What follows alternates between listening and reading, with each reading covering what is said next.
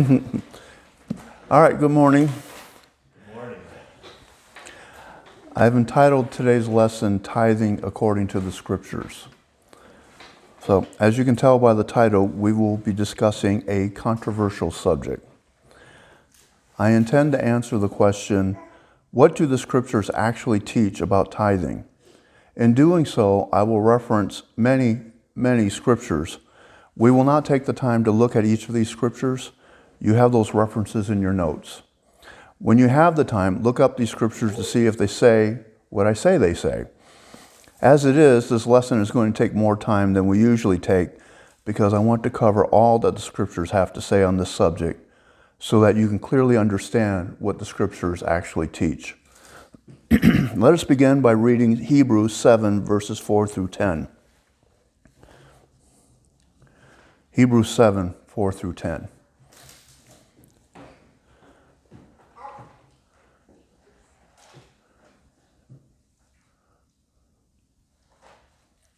Now consider how great this man was. In context, we're talking about Melchizedek. Consider how great this man was, to whom even the patriarch Abraham gave a tenth of the spoils. And indeed, those who are of the sons of Levi, who receive the priesthood, have a commandment to receive tithes from the people according to the law, that is, from their brethren, though they have come from the loins of Abraham. But he whose genealogy is not derived from them received tithes from Abraham and blessed him who had the promises. Now beyond all contradiction, the lesser is blessed by the better. Here mortal men receive tithes, but there he receives them, of whom it is witnessed that he lives. Even Levi, who receives tithes, paid tithes through Abraham, so to speak, for he was still in the loins of his father when Melchizedek met him. Back to the notes. The writer of this epistle tells his readers to consider how great Melchizedek must be. By consider, of course, he does not mean just see how great he is, but to actively think about how great he is. He refers to Abraham as the patriarch, which is his way of reminding his readers that Abraham is the head of the entire Jewish nation, and therefore represents the entire Jewish nation. He is the one who paid tithes to Melchizedek. The writer also reminds his readers that the sons of Levi, that is, those who were the priests, have been commanded to receive tithes from the Jewish people, even though they, like the priests, are descended from Abraham. As we shall see, the law says that the people were to pay the tithes to the Levites. They were to pay tithes to the Levites, who in turn were to pay a tithe of the tithe to the priests. This is because the priests have a higher authority than the Levites, who have a higher authority than the people. The Levitical priests received the priesthood because they were descended from Aaron.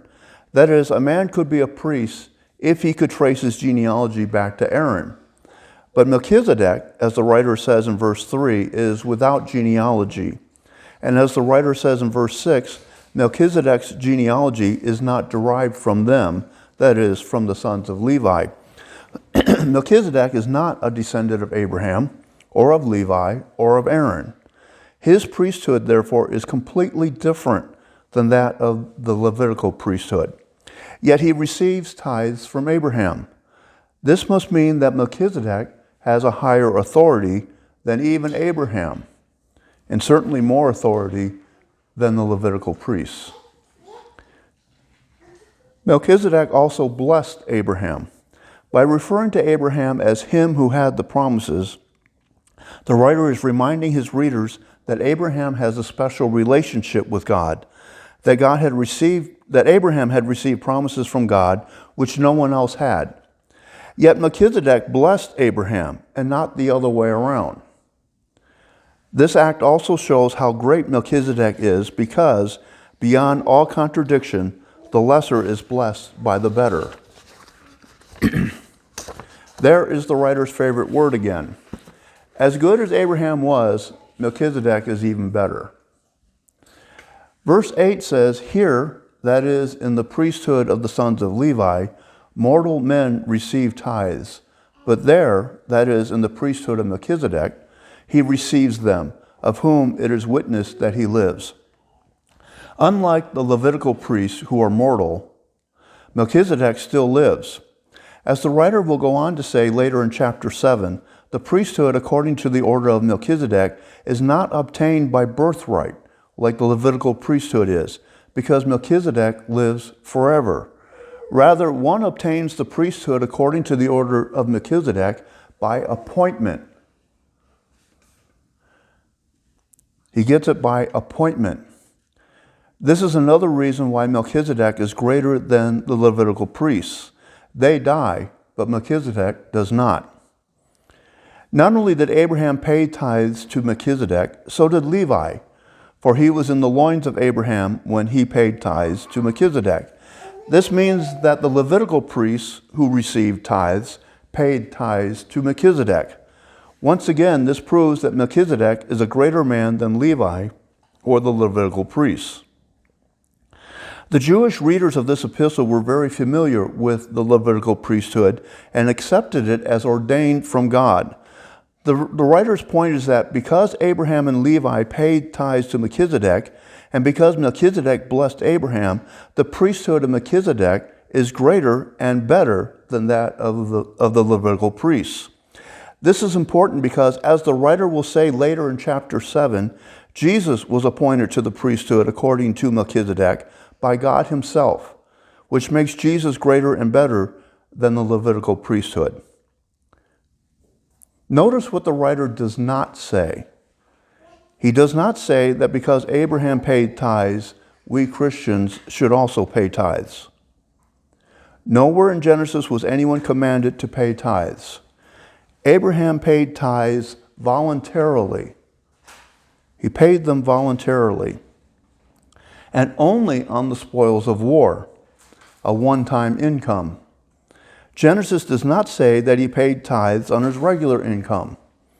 Jacob did vow to pay tithes on his regular income, Genesis 28:20-22, but again, he was not commanded to do so. He did so voluntarily. Nor does the New Testament command Christians to pay tithes. Tithing is commanded only in the law. But Christ has redeemed us from the law, Galatians 3:13, which means that we Christians are not obligated to tithe. In fact, Paul says that keeping the law is a dangerous thing to do. He tells the Galatians, "For as many as are of the works of the law are under the curse. For it is written, Cursed is everyone who does not continue in all things which are written in the book of the law to do them." Galatians 3:10. Anyone who tries to keep the law must continue in all things. That is, he must obey all of the laws. Otherwise, he will be cursed. Paul applies this principle specifically to circumcision. "Indeed, I, Paul, say to you that if you become circumcised, Christ will profit you nothing. And I testify again to every man who becomes circumcised that he is a debtor to keep the law." Galatians 5, verses 2 and 3. But the principle also applies to keeping any of the laws, including the commandment to tithe. If we are expected to tithe because God commands us to do so in the law, then we are expected to keep all of the law, including the commandments to offer sacrifices and offerings. If we fail to keep all of the law, then we place ourselves under the curse of the law. I suspect that is one reason why the modern Western church is so weak and ineffective today. Many churches teach their congregations that they must keep one part of the law, that they must tithe, but they can ignore the rest of the law. In doing so, they place themselves under the curse of the law. Some Jewish believers disagreed with Paul. They came to the church in Antioch where Paul and Barnabas taught and said, "Unless you are circumcised according to the custom of Moses, you cannot be saved." Acts 15:1. No small dissension arose over this issue, and when the matter could not be settled locally, the believers sent Paul and Barnabas to Jerusalem to consult with the leaders there. The leaders, including the apostles, agreed that circumcision was no longer required, and they sent a letter to the churches informing them of their decision. The apostles, the elders, and the brethren, to the brethren who are of the Gentiles in Antioch, Syria, and Cilicia, greetings. Since we have heard that some who went out from us have troubled you with words, unsettling your souls, saying you must be circumcised and keep the law, to whom we gave no such commandment, it seemed good to us, being assembled with one accord, to send chosen men to you with our beloved Barnabas and Paul, men who have risked their lives for the name of our Lord Jesus Christ. We have therefore sent Judas and Silas, who will also report the same things by word of mouth. For it seemed good to the Holy Spirit and to us to lay upon you no greater burden than these necessary things, that you abstain from things offered to idols, from blood, from things strangled, and from sexual immorality. If you keep yourselves from these, you will do well. Farewell. Notice that those who said that we should be circumcised also said that we should keep the law. They said we should keep the law. The apostle said that the only laws we needed to observe was abstain from things offered to idols, from blood, from things strangled, and from sexual immorality. Tithing was not included in that list. Jesus' apostles, therefore, did not commend tithing. Some supporters of tithing argue that the laws still apply to us unless the New Testament specifically annuls them. They apply unless the New Testament annuls them. The New Testament specifically annuls circumcision and the observance of the Sabbath, but it never specifically annuls tithing. We Christians, therefore, should continue tithing. The problem with this argument is that it also means that we should continue wearing tassels on our garments. Numbers 15:37-41 and Deuteronomy 22:12, because the New Testament never specifically annuls that law. It also means that we should continue to offer animal sacrifices and offerings, because the New Testament never specifically annuls those laws either. Contrary to their argument, the principle at work here is that the only laws we are expected to continue obeying are the laws that the New Testament affirms. The New Testament, as we just saw, affirms that we should abstain from things offered to idols, etc. Acts 15:29. The New Testament affirms the Ten Commandments, except the one about observing the Sabbath. But the New Testament never affirms tithing. Some of Paul's writings have been cited to prove that he supported tithing. Thus, 1 Corinthians 16:2 is often cited as proof that the tithes should be paid every Sunday. However, 1 Corinthians 16 has nothing to do with tithing, nor does it have anything to do with supporting the local church. The subject is a collection. The subject is a collection being taken up by the churches in Macedonia and Achaia, which was to be sent to support the poor saints in Jerusalem. Paul wanted money for that collection to be set aside every Sunday so that people would not feel pressured to give when he showed up.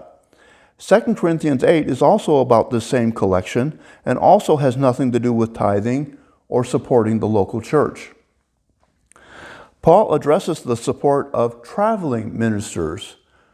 The support of traveling ministers in 1 Corinthians 9. There he says that the Lord has commanded that those who preach the gospel should live from the gospel.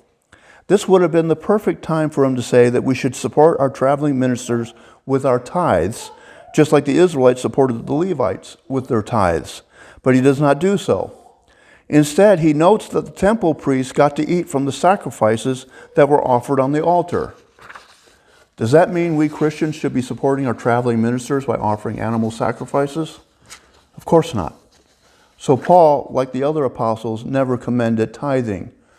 It has been argued that Jesus commended the scribes and Pharisees for tithing, Matthew 23:23. Therefore, we Christians should also tithe. The reason why Jesus commended tithing and the apostles did not is simple. Jesus commended the scribes and Pharisees for tithing because they were still under the law. They were still under the law. The new covenant had not yet been given. However, by the time the apostles wrote that letter in Acts 15, and Paul wrote his letters, the new covenant had been given. And under the new covenant, we are no longer required to tithe. Under the new covenant, we now live by grace and not by law. Yet grace demands more than the law. Grace demands more than the law. Under the law, you commit adultery only when you physically lay with someone other than your spouse.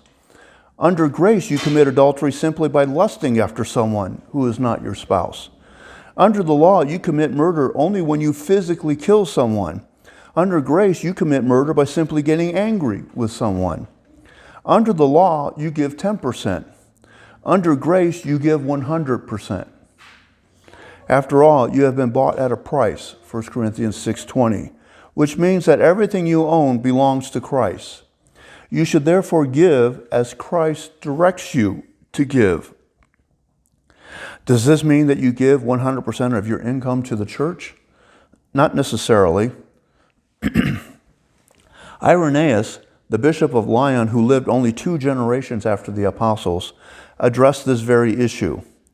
And for this reason did the Lord, instead of that commandment, thou shalt not commit adultery, forbid even concupiscence. And instead of that which runs thus, thou shalt not kill, he prohibited anger. And instead of the law enjoining the giving of tithes, he told us to share all our possessions with the poor, and not to love our neighbors only, but even our enemies, and not merely to be liberal givers and bestowers, but even that we should present a gratuitous gift to those who take away our goods. Irenaeus says that under grace, we give 100% not to the church, but to the poor. In fact, Justin Martyr, who was born around 100 AD and died a martyr in 165 AD, has testified that in his time, a collection was taken after each Sunday service for this very purpose. And they who are well-to-do and willing give what each thinks fit, and what is collected is deposited with the president, who secures the orphans and widows and those who, through sickness or any other cause, are in want, and those who are in bonds, and the strangers sojourning among us, and in a word, takes care of all who are in need.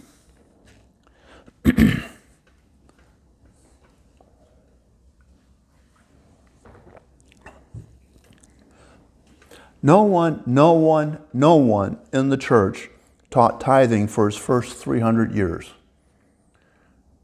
No one taught tithing for the first 300 years.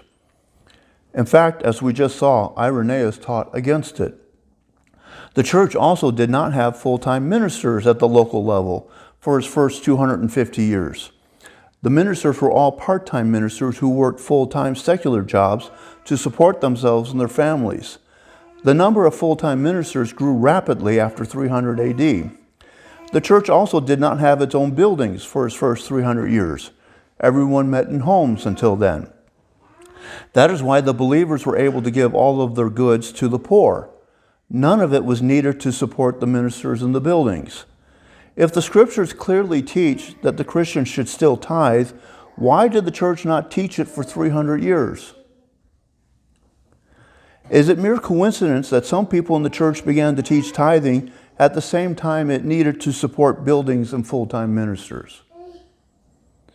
Jesus' commendation did not necessarily mean that he wanted us Christians to also tithe, but let us assume for the moment that he did. He told the Pharisees that they should have tithed while not neglecting the weightier matters of the law. He commended the Pharisees for tithing according to the law. Hence, if Jesus had wanted us to tithe as the Pharisees did, he would have wanted us to tithe according to the law. He would have wanted us to tithe according to the law. Malachi chapter 3, verses 8 through 10 is often cited as proof that we Christians should tithe. However, the context of the passage actually begins at Malachi 3:7. Yet from the days of your fathers you have gone away from my ordinances and have not kept them. Return to me, and I will return to you, says the Lord of hosts. But you said, in what way shall we return? The Lord rebuked Israel for disobeying his ordinances. Withholding their tithes and offerings was only one example of them disobeying his ordinances. The Lord was obviously telling the Israelites that they should be tithing according to his ordinances, according to the law. If Malachi applies to us, then we need to tithe according to the law. So how should we tithe according to the law? As we shall see, the law differs from the modern customary teaching on tithing. According to the modern customary teaching on tithing, what should be tithed? Money. All of our monetary income, no matter the source, should be tithed. Who should tithe? All believers. All believers should tithe. Who receives the tithe? The pastor or pastors who use it to support themselves in the church building. Where should the tithes be given? The local church. Furthermore, the modern customary teaching says that the tithes should not be used to support the stranger, the fatherless, or the widow. That support should be coming out of one's income after he has paid the tithe. However, according to the law, what should be tithed? Leviticus 27, verses 30 to 33 says that the seed of the land, the fruit of the tree, and the herd or the flock should be tithed. Deuteronomy 14, 22 and 23 says that your grain, your new wine, and your oil should be tithed. In other words, only agricultural products were to be tithed. Jesus commended the Pharisees for tithing their seeds, not their money. Nowhere in the law was anyone required to tithe money. Money existed at the time. In fact, as we shall see, in certain cases, you could convert your tithe to money, which you could then use to buy whatever you wanted, to feed your family. But under the law, no one tithed money. Who should tithe? Since only agricultural products were to be tithed, only the farmers, the ranchers, and the shepherds were required to tithe. Soldiers, merchants, bankers, carpenters, laborers, etc. were not required to tithe because their income was monetary, not agricultural. Who receives the tithe? Numbers 18, verses 21 to 32 says that the tithe went to the Levites. The tithe went to the Levites, not the priests. Who are the Levites today? No one. There is no New Testament equivalent to the Levites of the Old Testament. So even if we are expected to pay tithes today according to the law, we cannot do so because there is no one to receive them. The Levites in turn gave a tithe of the tithe that they had received to the priests. In other words, the priests received only 1%, 10% of 10% of the people's income. So if the pastors are today's priests, they should be getting at best only 1% of their flock's income. However, according to the New Testament, who are the priests today? All of the believers are. 1 Peter 2, verses 5 and 9, and Revelation 1, 6. That means that we should be receiving tithes instead of giving them. However, we cannot receive them because there are no Levites to give them. Since the tithe consisted of only agricultural products, it merely fed the Levites and the priests and their families. The support of the temple building itself was paid for by the collection of a temple tax. It was paid for by the collection of a temple tax, which was separate from the tithe and which was monetary. Exodus 30, verses 11 to 16, and Nehemiah 10, 32 to 33.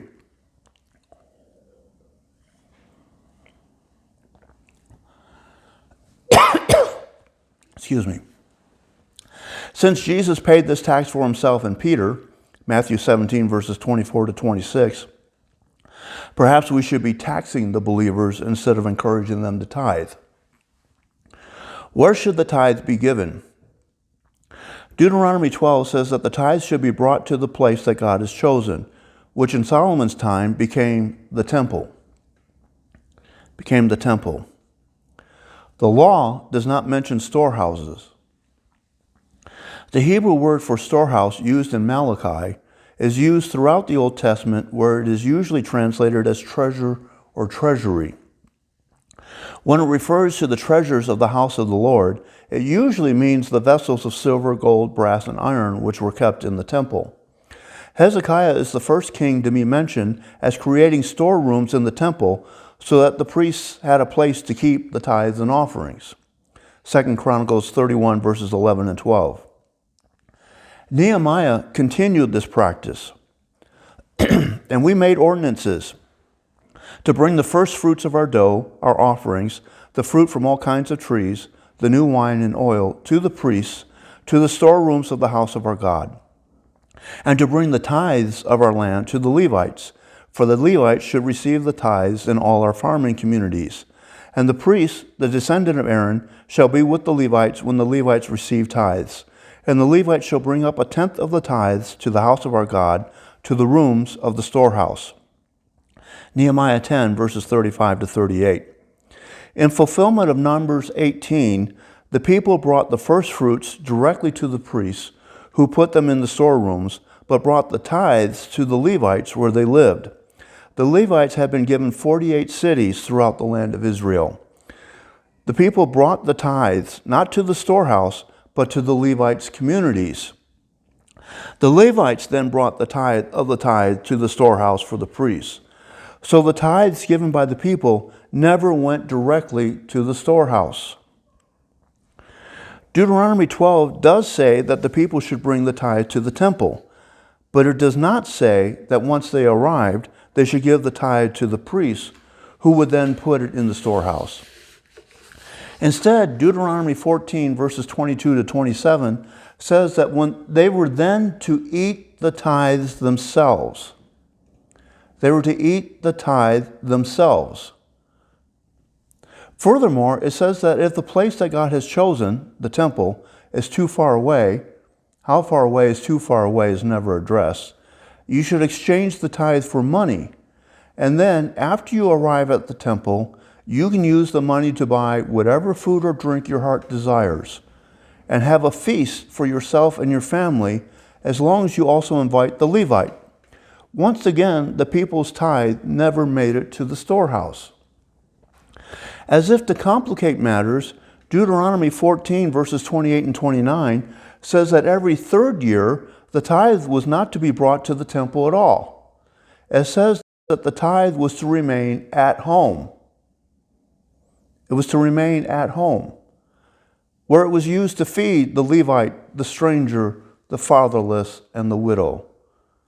Once you fed them, Deuteronomy 26, 12 through 14 says that you should then tell the Lord that you have done this, and that you too have eaten the tithe, but not while mourning for the dead.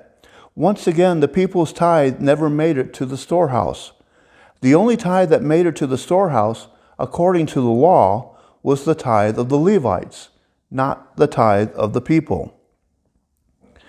There is a debate as to whether the tithe discussed in Deuteronomy is the same tithe discussed in Leviticus and Numbers. Some argue that they are the same tithe. The Jews understood the law as referring to at least two tithes. They called the tithe in Leviticus and Numbers the first tithe. They called it the first tithe. This tithe was given completely to the Levites, who then gave their tithe to the priests. The tithe in Deuteronomy 14, verses 22 to 27, is the second tithe. The second tithe. This tithe was eaten by the worshiper and his family and the Levites at the festivals held at the temple. Every third year, as it says in Deuteronomy 14, 28 and 29, it was used to feed the Levites, the strangers, the fatherless, and the widows. Josephus, the Jewish historian who lived in the 3rd century AD, says that the tithe in Deuteronomy 14, 28 and 29 was actually a third tithe. A third tithe. So if we Christians are still expected to tithe according to the law, and the law is referring to only one tithe, then we do not have to give our money to the local church, but can use it to feed the strangers, the fatherless, and the widows, and even use it to throw a feast for ourselves, our families, and the Levites, whoever they are. But if the law is referring to 3 tithes, then we need to tithe 20% every year and 30% every 3rd year. And none of that goes to the local church. Thus, the law does not agree on any point with the modern customary teaching on tithing, which means that the modern customary teaching on tithing is not scriptural. It only picks certain scriptures that can be used to support it and ignores the other scriptures that argue against it. Furthermore, the law tells us that tithing according to the law cannot be done. It cannot be done anymore because there is no New Testament equivalent to the Levites.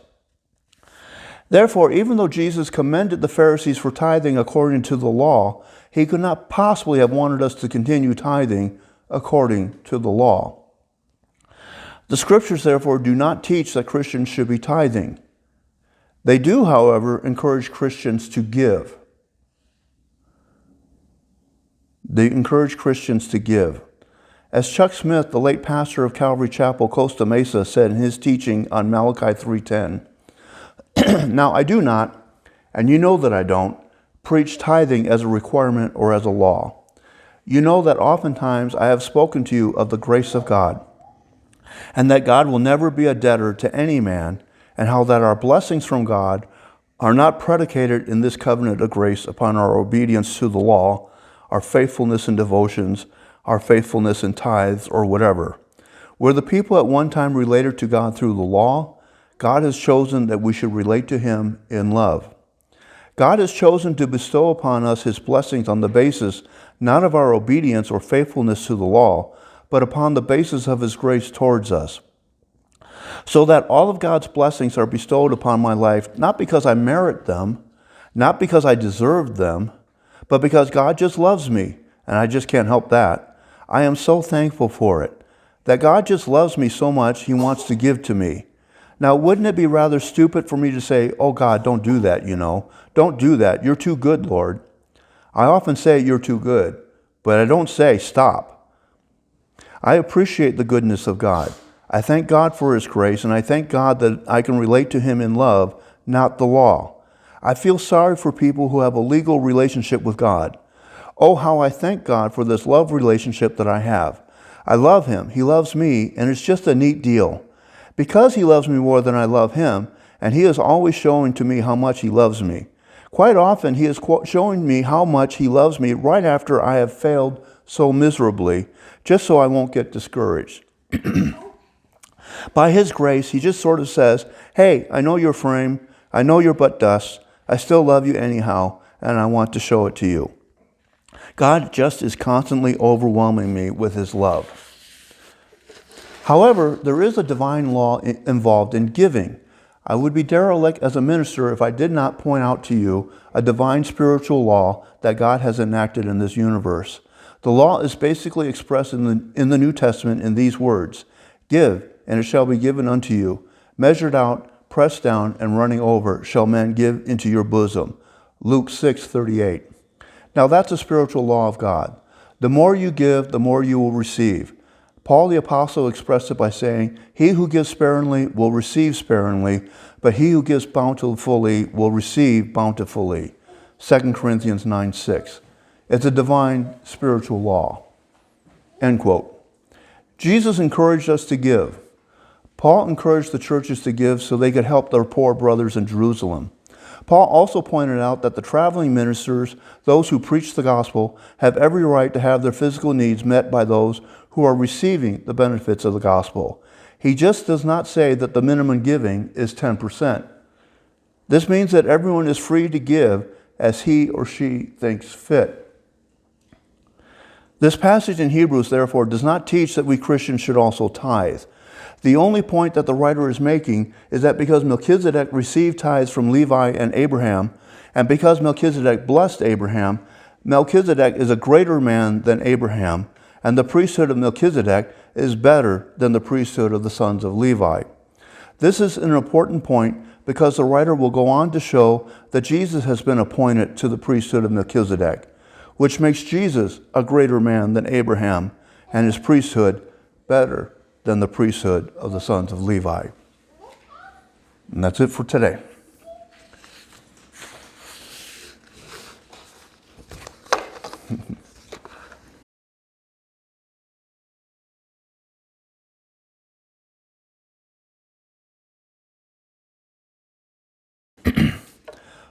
So, do we need to take a break before we go to question and answer? Nope.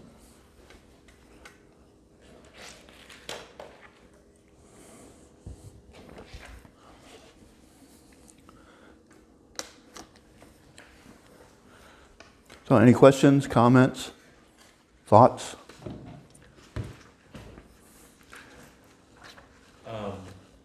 My question is, do you know, because they say, there's the modern day teaching of tithing. They say, bring it to the storehouse, right? Do you know in the time of Malachi and all these times, what exactly was the storehouse and where was the storehouse located? I don't know, did you mention that in the teaching, or? Well, it's mentioned in Hezekiah and also Nehemiah. And when they built the original temple Solomon built, there was rooms along the sides of the building. Hezekiah designated some of those rooms to be the storehouse for tithes and offerings. Of course, that temple got destroyed, and so by the Babylonians. And so when the exiles came back and they built a new temple, they also had storerooms along the sides of the temple. Some of those storerooms were used as holding the tithes and offerings. So when it says to bring it to the storehouse, that's what it means. The storehouses were kept at the temple. Gotcha.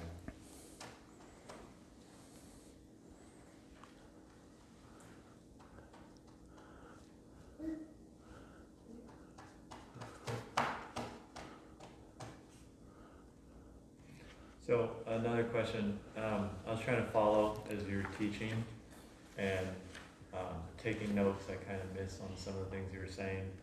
You said the first fruits were taken to the storehouse. Right. You said, but the tithe was taken to the Levites, Levites. where they lived. Okay. Which means that there's a difference between the first fruits and the tithe.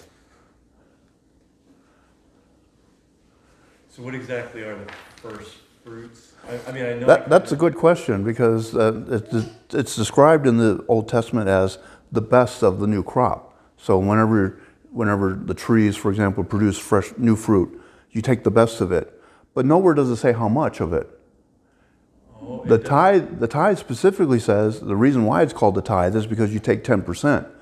But the first fruits, it doesn't say how much of it you're supposed to do. I haven't found anywhere in the Old Testament where it says how much of the first fruits you're supposed to take. Just that you are to offer up the first fruits. And Numbers 18 says that the first fruits are to be brought directly to the priest. The tithe, on the other hand, is 10% of the cattle, of the sheep, whatever. So Leviticus specifically says that as you're counting the cattle, as they go by, every 10th one you designate as going to the Lord, meaning you gave it to the Levites. And he says it doesn't matter what kind of, if they were good or bad, you take them, give them as a tithe to the Levites. What he was trying to say is, just because your best one passes and it's the 10th one, you don't pass it up and pick another one. Whatever the 10th one is, whatever it is, that's the one. So specifically it's 10%, but first fruits, there's no number. That's interesting, because in my mind, I think the first 10% of, let's say if you had 100%, let's say you had 100 cattle, and so I'm going to say, well, the first 10 are going to go there. But if it's every 10th cow that's passing, it's not necessarily like the first 10% that you produce, but rather there's this steady, it's not like a front load, it's not like a, oh, I'm without the first 10 that are produced, or, I got to go through this period. It's this constant, steady, even flow of like production. Yeah. So the idea is like they're passing through a chute out to whatever the field is. Yeah. And they're counting them as they go. Okay, 9, 10. Okay, that one goes, those go that way, this one goes that way. And they had, every one that they do, the 10th one went to the Levite. So, and they probably did the same thing with the sheep. I know it specifically says that to do with the cattle, but probably did the same thing with the sheep. And then, well, if you're picking fruit from the trees, then obviously you set aside 10%, whatever, of the fruit. It doesn't say that every 10th orange you pick, that goes. It's just 10%.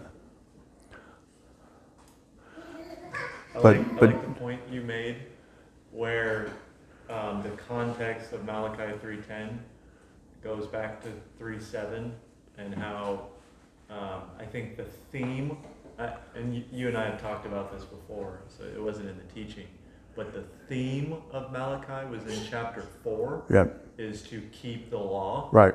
And so if we apply the theme to Malachi 3:10, then again, going back, because the full understanding, you go to Galatians chapter 3, if you're going to keep one part of the law, you have to keep all parts of the law. If Right. you're trying to keep the entirety of the law, you're under the curse of the law. Yep.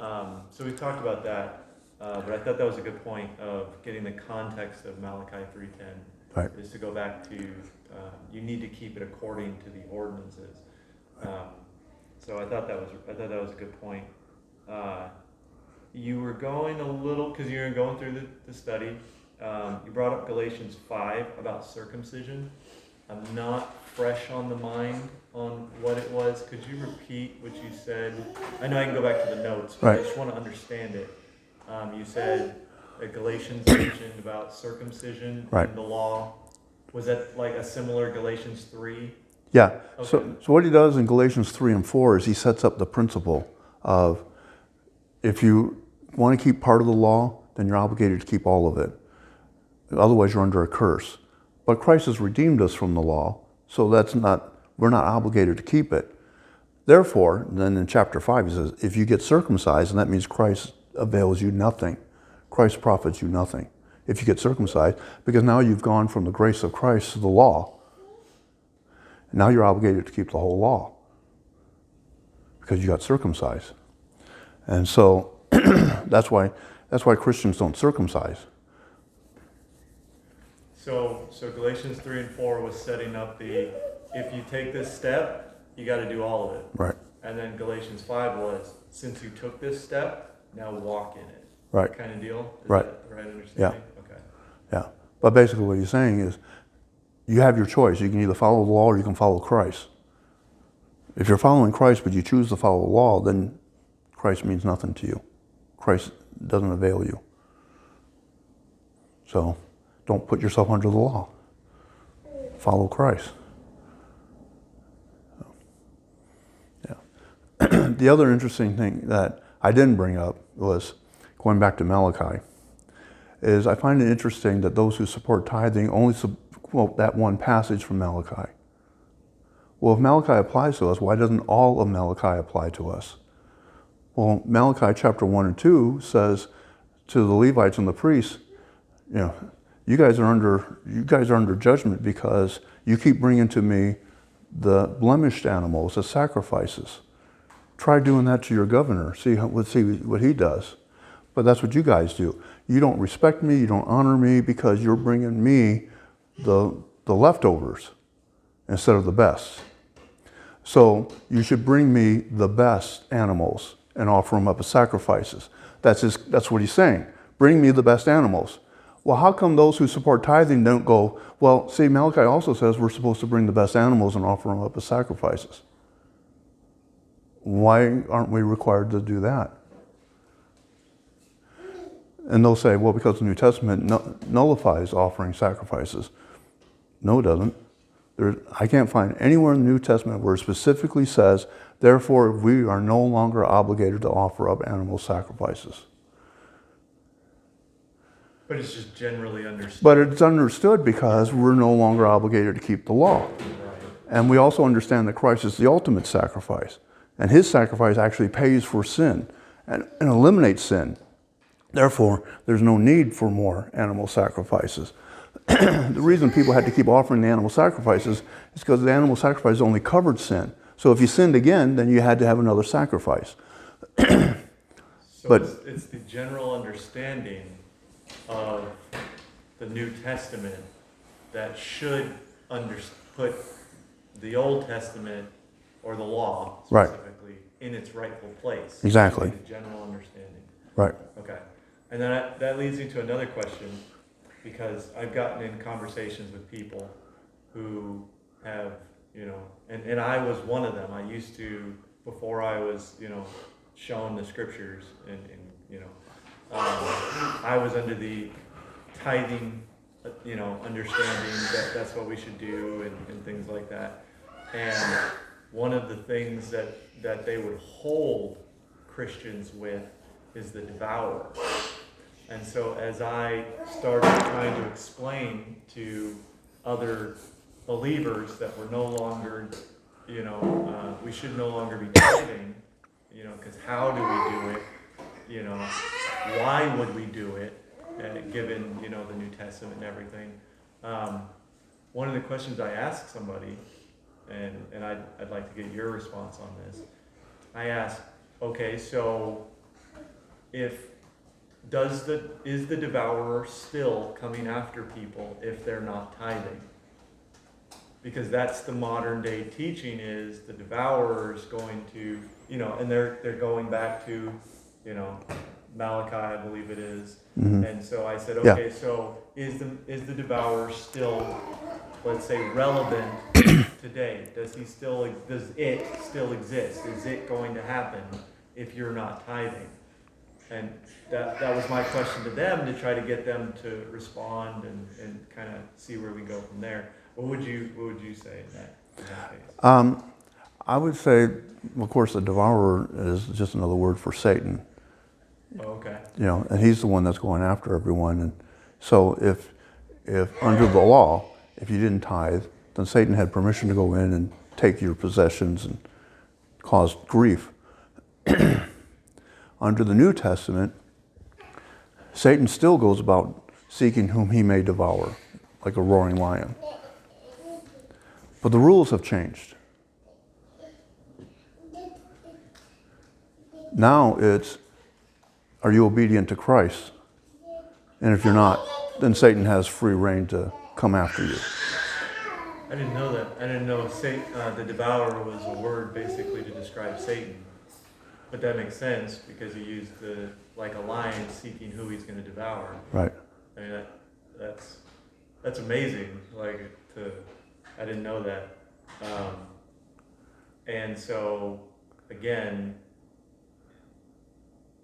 if in the Old Testament God was using him for the purposes of, people who were being disobedient, I guess the same applies, but according to the New Testament, in that way. Is that's the right understanding? Yeah.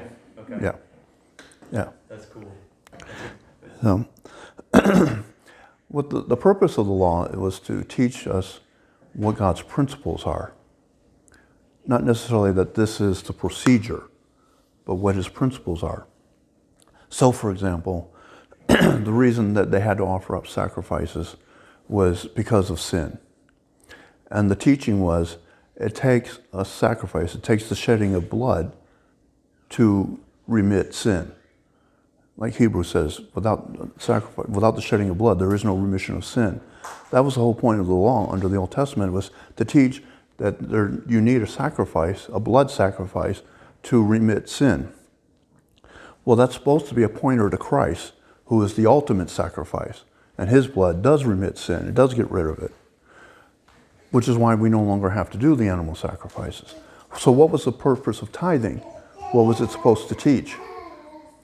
And you'll hear it from people who say, we need the tithe, because you need the tithe because otherwise you're just putting your trust on your money instead of your trust in God. If you really trust God, then you'll tithe and He'll take care of your finances for you. Well, that was the point of tithing, was instead of relying on the produce, the fruit, the animals as a source of comfort and security, you're supposed to be relying on Him as your source of comfort and security. And if you do what He says, you pay the tithe, then He will protect you, He'll help your finances, etc. If you don't, then He'll let the devourer loose and He'll take away all those finances if that's what it takes. So the principle in the Old Testament of tithing was trust. Right. And so the principle of trust, again, applying in the New Testament, Right. is in Christ. Right. And to trust Him also with our finances. And to trust Him, yeah. But that doesn't mean the procedure is still there. It doesn't mean that you still give 10%. Now the teaching in the New Testament is all of it belongs to Christ. Yeah. So are you going to trust Christ with your finances and do whatever He says? With your life. Even if He tells you to give all of it away, Yeah. are you going to trust Him? Okay. And that's the teaching. The teaching is not you're expected to give the 10%. Because what happens is what they do is they go, okay, I gave the 10% to the church. Now I can do whatever I want with the other 90%. No, that's not the New Testament teaching. The New Testament teaching is the 90% belongs to Him too. So are you going to do what He says to do with it? So actually all 100%, since you've been bought by Christ, The body is no longer your own. is not your own. So that means everything you own is not your own. Yeah. It's His. You're a slave. A slave owns nothing. Everything belongs to the owner. But it's up to the slave to do whatever the owner tells him to do with it. What are you going to do with it?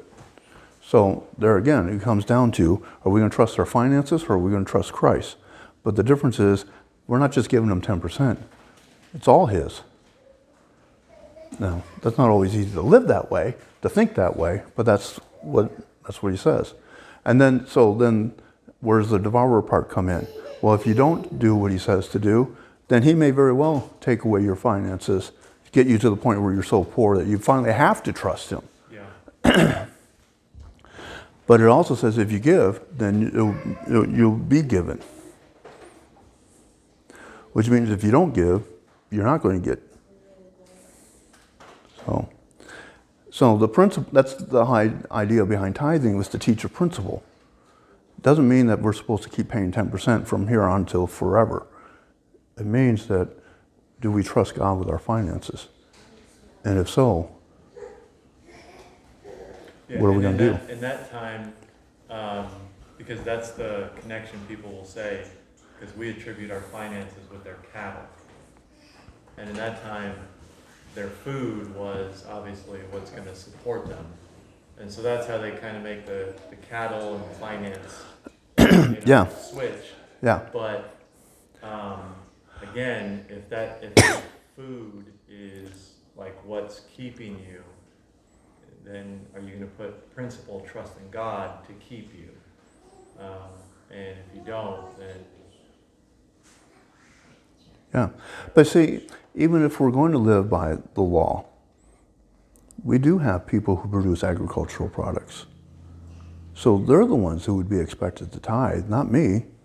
I don't grow anything. I don't have cattle. I just make my money working at a job and I get paid cash. So I'm not expected to tithe. It's the farmers and the ranchers and the orchard growers and all. They're the ones that are expected to tithe. So if we're going to follow the law, yeah, because they're the ones that's supposed to let the ground rest every 7 years. And Yeah. right, Which is again a thing of trust. Are you going to trust that God can feed you that 7th year? principle. Right. Yeah. And if you keep reading the New Testament, you find out that for 480 years they didn't do that. Yeah. Which is one of the reasons they went into exile. Was it 70 years for. Yeah, he wanted to give the land rest for 70 years, which means if they had done it every 7 years, that means 7 times 7 is 490. They hadn't been doing it for 490 years. Right. So it was like, so, God said my land would get its rest no matter, you know. yeah. for every year that you've missed. You know, you'll be in exile. Okay, that's all the questions I had. Do you have any? You have any? No? Okay. We'll call you. I think, Oh, did you have something, Sue? no, I,